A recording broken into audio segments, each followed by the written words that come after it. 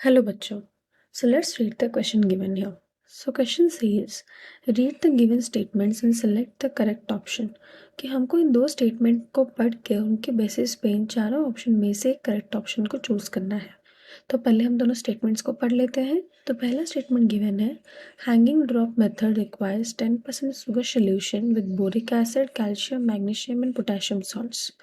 और वही second statement में गिवन है growth of pollen tube starts in microsporangium.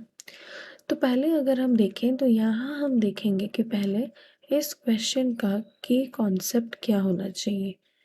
तो इस क्वेश्चन का यहाँ पर की कॉन्सेप्ट क्या होगा ना, पोलन.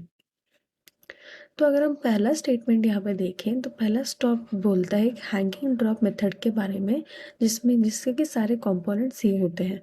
तो ये एक सही बात है क्योंकि जो सही स्टेटमेंट है, क्योंकि जो हैंगिंग ड्रॉप मेथड होता है वो एक इन विट्रो मेथड होता है पोलन के जर्मिनेशन के लिए, फॉर पोलन जर्मिनेशन.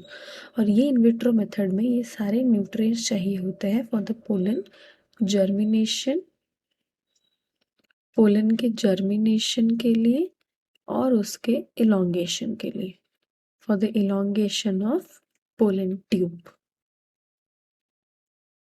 फिर यहाँ पे स्टेटमेंट बी पे क्या गिवन है ना, growth of pollen tube starts in microsporangium. तो ये जो स्टेटमेंट है ये गलत है क्योंकि पोलन ट्यूब का ग्रोथ तब स्टार्ट होता है जब वो पोलन जाके एक कंपैटिबल स्टिग्मा पे गिरता है. कंपैटिबल स्टिग्मा मतलब वो स्टिग्मा पे गिर के वो जो पोलन है it can germinate on that particular stigma. तो फिर यहाँ पे अगर हम देखें तो इस क्वेश्चन का सही जवाब क्या होगा कि यहाँ पे the statement A is correct while B is incorrect option 2. Hope you understood well. Best of luck.